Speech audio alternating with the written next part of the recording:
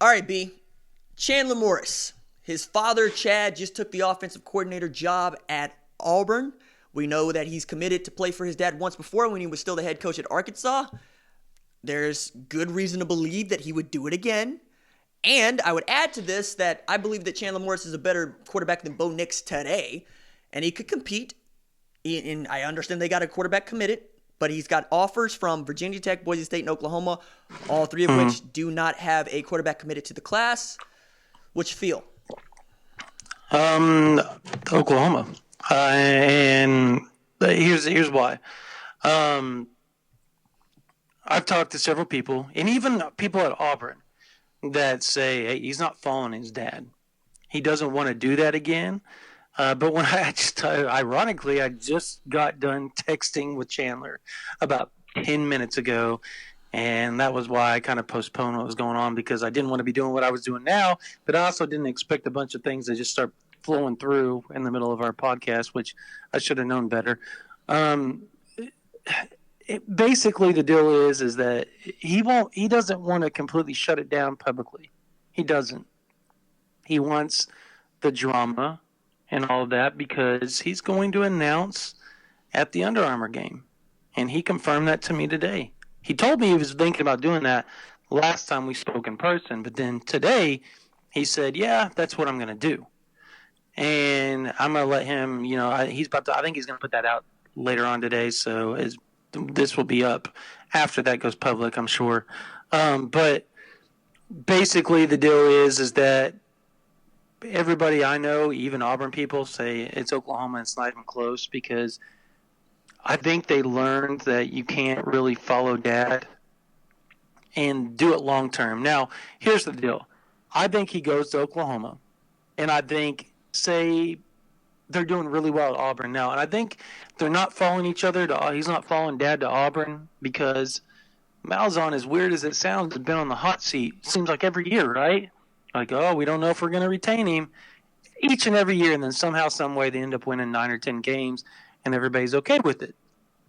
But they don't like that. So I think what's going to end up happening is he's going to go to Oklahoma. He's going to compete for the starting job.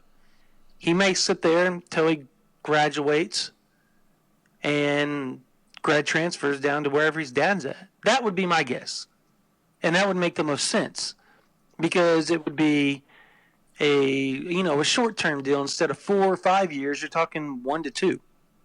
And the odds of you being able to stick it out with dad are a lot better, right? So that's what that makes sense to me, and I think that's how it was posed to me, that it would likely go down if he'd never earned the starting job at Oklahoma. I do think he's going to go to OU.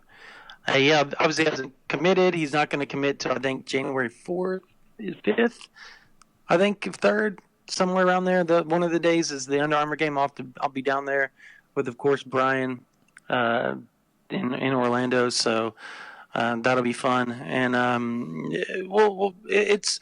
it's going to be very interesting to see how this all goes down. Obviously, he still likes Vautech, but he hasn't taken any visits, and he's probably going to sign next Wednesday. So where do you think he's going to go?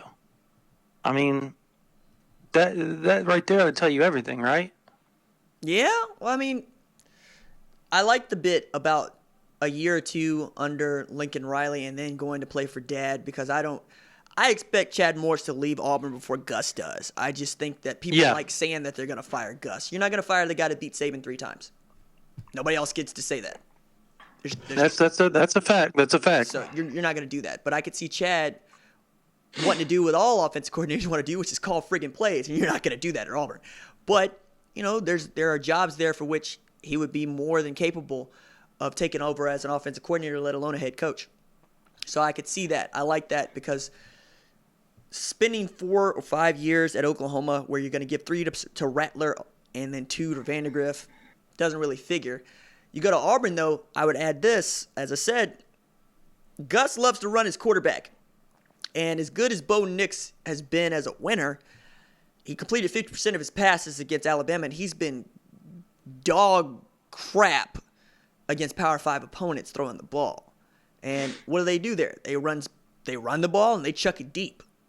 And Chandler knows that offense like the back of his hand because he grew up running it. Matter of fact, yeah, he did. Not enough people know. So I'm going to walk this out. Chad Morris took the job at Stephenville after Art Briles left it. Got his butt handed to him. Decided, okay, I got to go away from what I do. Who's doing it the best? Well, there's this guy in Springdale named Malzahn. Run this really interesting basketball on grass offense that was spread, been running it for 30 years. So he went up to Springdale and said, hey, Gus, teach me. And he taught him. He brought it to Lake Travis, started winning and winning and winning in such a way that when Gus Malzahn left Tulsa to take the offensive coordinator job at Auburn, Chad Morris got the call up to TU. All the while, Chandler's learning the offense. So if you ever wanted somebody that knows your offense as a quarterback almost as well as they possibly could, it's Chandler Morris. So if I'm Gus, I'd make a run at the kid. Like I would tell him. But also, he's kind of put up this like electrified fence around Bo Nix. And I'll remind people, Jamie Erdahl asked him, how you feel about Bo Nix's play after you beat him in the Iron Bowl, beat Alabama in the Iron Bowl. And he said, Bo Nix is going to win a lot of championships here. Oh, okay. So that's your dude. That's your guy. You're not going to let anything happen to Bo. All interesting stuff because everybody's got their guys, right? Whether it's this year or the next year or the year previous. Everybody's got their guys. I just don't think that 2020 is a tough spot because I'd also add out here, Malik Hornsby's still out there. And I understood at the time him decommitting from North Carolina, but I don't. Well, they have. The thing is Auburn they got Shael Garrett. Yep, 3-star recruit. Yep. Mm-hmm. Yep. They have a quarterback. I'm just saying that they don't necessarily have who they want because, again, you lost Joey Gatewood in the grad transfer or not in grad transfer, in the transfer portal to Kentucky. Mm-hmm. So you don't even have a capable backup. Which is really odd that they let him go in conference.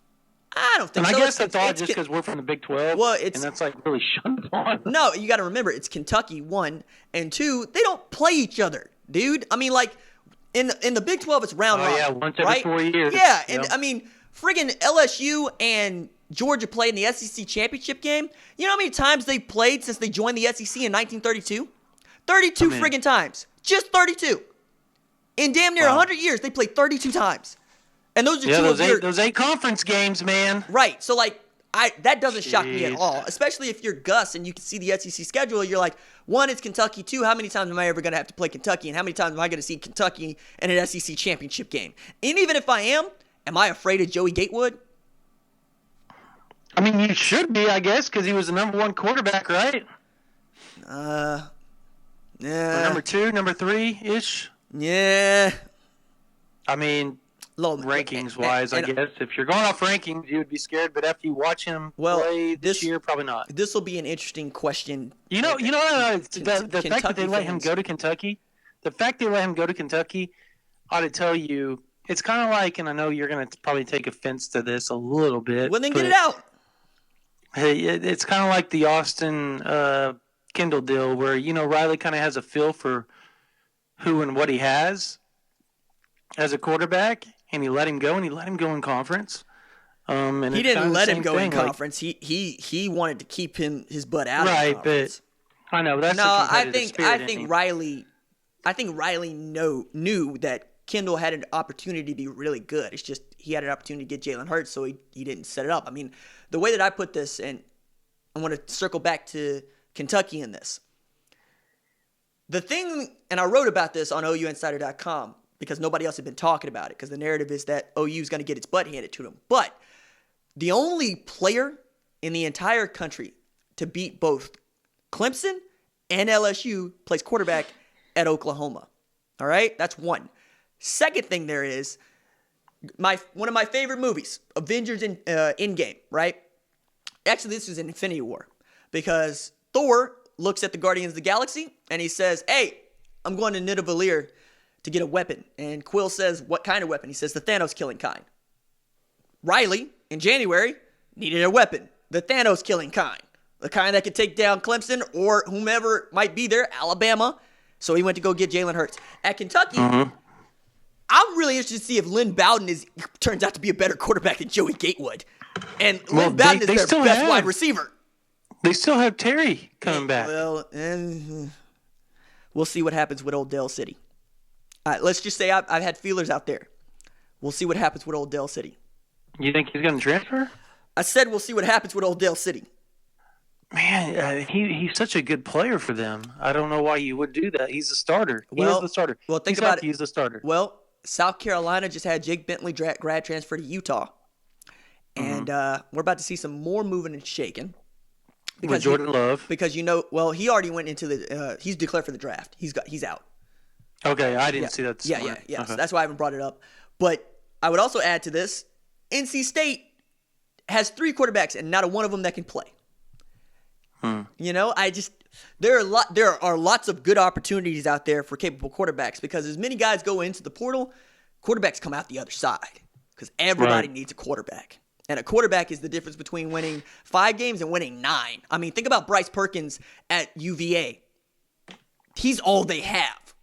He's all they have. And that was all they needed to beat Vatek, who they hadn't beaten in 15 years. I'm just saying that if you hit the right kid, you could do stuff. You could be good. Yeah. You know, I mean, forget getting your butt handed to you by Clemson in the ACC title game. You never played in it. That's big true. time. That is big time. That's winning for me. You know, because like that's a step in the right direction. And if you can get a guy that fits what you do and fits your identity and can take you to that level, go get him. And Terry Wilson, he could be that for a number of different schools, and I'm not sure that Kentucky is the place. I don't think Kentucky's the place. Here, you want to know where? If I'm him, how many years does Bouchel have left? 1. Okay, never mind. Yeah. Well, I mean, but you want to know who else? Even so, I don't think who might need him. I don't think that Rhett Lashley wants a Terry Wilson. That's why I always thought. So? Well, that's why I was like, why didn't Joey Gatewood just want to transfer to SMU? I get it, you want to stay in the SEC, but I mean, they run the same offense. That's why I asked. Well, no, because I mean, Mark Stoops believes his defense is going to beat you. I mean, Kentucky is built a lot like Georgia; they're just not as talented. No, I'm not talking about Kentucky. I'm talking about. I was sitting there thinking when I was talking about Gatewood in Lashley coming from Auburn, because Lashley was Auburn's offensive coordinator for a long time, so he runs the same principles as Gus Malzahn. Right. That's what I was talking about. I wasn't talking about Wilson in that one. Yeah, and that's why I kind of was like, Kentucky, okay, because you know that offense is at Clemson, that offense is at Auburn, that offense is at SMU, as we pointed out, that offense is. Oh man, there's a couple other places. It's everywhere, basically. Yeah. No, it's either that or some version of the air raid. Principles of it now because of Hurts. Well, I don't know about that. No. Running wise, they do with the running the quarterback and stuff. They've run a lot of the RPO stuff they run. Stop covering up your mic. Say what? You're muffling when you looked at. Oh, sorry, it was my beard hit the mic. Okay, sorry. Stop doing that. Yeah. The point that I'm making though about. You're saying everybody does some version of it. Well, I mean, quarterback counter and quarterback power are not Gus Malzahn inventions. No, but I mean, I'm talking about they run a lot of the RPO. Like you saw the. I don't even think that Jalen runs an RPO. I think that it's a call play. He runs that. He runs that. I think it's he runs down the line. He's a call. And it's either a call chooses play. to run with it or passes it out, screens it out. When does he ever screen it out? He's on the screen twice. For other times, he just ran it. And how many times? I was about to say, it's not an RPO. It's a run play. It's supposed to be an RPO. It's a run play with a lateral. God. Yeah, I mean, it's supposed to be an RPO. I talked to an actual coach that runs that here, and I was like, is that an RPO? And he's like, yes. He goes, technically, it is an RPO. It's an RPO if you're smart enough to run it. Yeah, if you actually throw it. Yeah, it's not. It's only a run pass option if your quarterback can see it, and he can't. Look, I like the kid. I think he's an outstanding quarterback as a leader, but I don't see. I get this reputation for dragging Jalen Hurts when really I'm like, hey man, if you drop people into coverage, he's just gonna run because he can't actually. Well, that's why he's so deadly. Look, you're the person that still thinks he's gonna win the Heisman Trophy. There's no what? Are you talking what? You said this last week. You said this after the Baylor game. I haven't said anything after the Baylor No, game. the first one. Oh, well, because at that point in time, he put himself back up to number 2. No, like hell he did. Like hell. Right, whatever. At number 2? Chase Young At that exists. point in time, yes, he did. According to ESPN, he was number 2. Chase Young has more tackles for loss than J.K. Dobbins has touchdowns. What are we doing, Brandon? That doesn't mean that the voters are going to vote that way, dude. Well, I also think that many of the voters are stupid and don't watch enough college football to begin with. Well, I'm going off what voters. I don't give a damn what somebody's opinion is. I'm talking about what the actual votes are. All right, B. Who's the best college football player in America? Chase Young, by far. Okay, who's the second best college football player in America? Joe Burrow. Then what are we arguing about? Well, I agree with that. I'm just telling you what I thought the votes would be because people are knee-jerk reaction people. All right. And they did. They went off and they actually did what I said there. I was like, he's going to jump up, and he was number 2 right after that. All right. I'm gonna nail you down on this LSU Oklahoma thing after the break.